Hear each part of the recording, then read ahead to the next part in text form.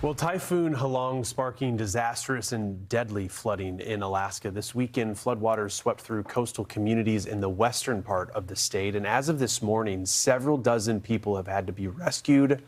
But tragically, one person has died. Two others remain missing. Yeah, still shocking video, even as we look at it on this Wednesday from out of the weekend. Alaska DOT saying a combined 50 airports and roads were damaged as a result of this.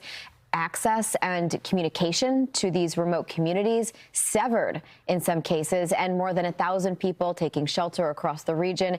As we know, crews are rolling in to help in the response and recover. We have Taylor Souson, national spokesperson of the American Red Cross, joining us now. And Taylor, I think what's so wild, I saw the number 50 for airports and roads, but was reminded that a lot of these communities are so remote, they rely on these airports for small planes to navigate back and forth. And without that accessibility, it really puts them at even greater risk in recovering from this. Yeah, so about 90% of Alaska is actually inaccessible by road. So these communities that have been impacted are part of that 90%. There is no access to these villages except via plane and sometimes boat, depending on if, there are river access to these villages. So this has made the disaster response particularly difficult for a number of days. And during this storm, these gravel airstrips that they have that serve as an airport were underwater.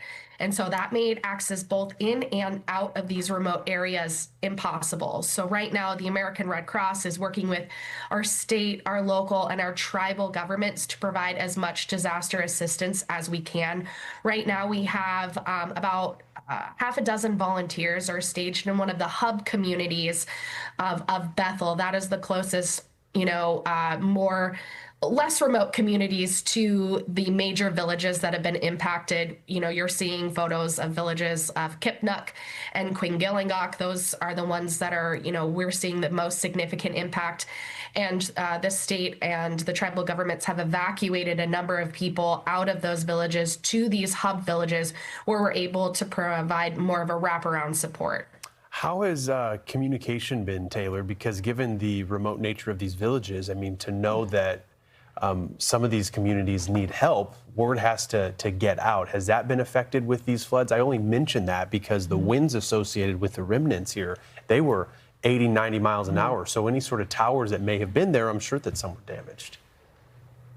Absolutely. That was a major concern, and there was very limited connectivity, if any connectivity at all, to many of the villages, both during and immediately after the storm. There are some areas in Alaska where we have yet to hear what the storm impacts were because we have no connectivity with them. So it really is a challenge for disaster responders to begin to even evaluate the level of damage that we're seeing, across the more than 40 communities that have been impacted by this storm. It is so wild. And in speaking to the remoteness, because it is such a big part of the story, right? And remains a part of the story because of the difficulties in getting to these people.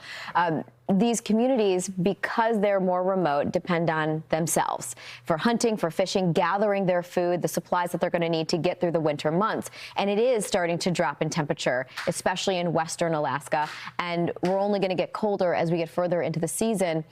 So I guess, is it that race against the clock as well to make sure you're getting to those people that need it most as things start to change? And then I guess the long-term help and what that could look like.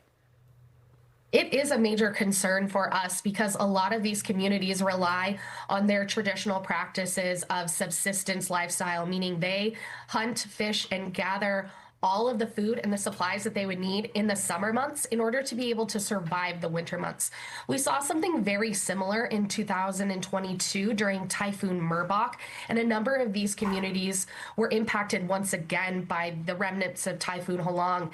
So what we at the Red Cross have done, which has never been done before in the Red Cross, what we did during Typhoon Merbok was we actually provided some of the materials that these individuals would need in order to be able to have have that subsistence lifestyle back. So if their freezers were broken where they were storing their frozen fish, we were providing freezers, we were providing vacuum sealers so that they could, very quickly gather more supplies and have the materials that they need in order to keep those safely. Fish drying racks were a number of things that we provided, which is not our typical disaster response material. Normally we're giving individuals cleanup kits, shovels, mops, rakes, things like that, but that's not what these rural communities need.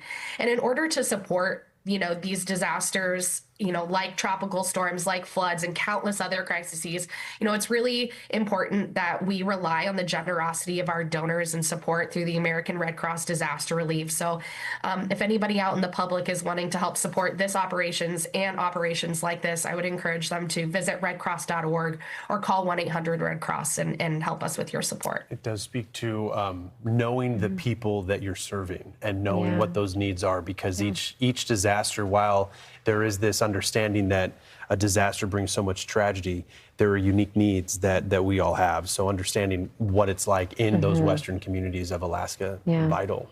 Yeah, and those donations go a long way, right? It's not so much about getting help out there. It's about providing the finances to support the Red Cross to be able to provide that support. Well, we appreciate you joining us here on Weather Command and continuing the story as we watch recovery efforts out of Western Alaska. Taylor Southon, National Spokesperson of the American Red Cross. Appreciate it.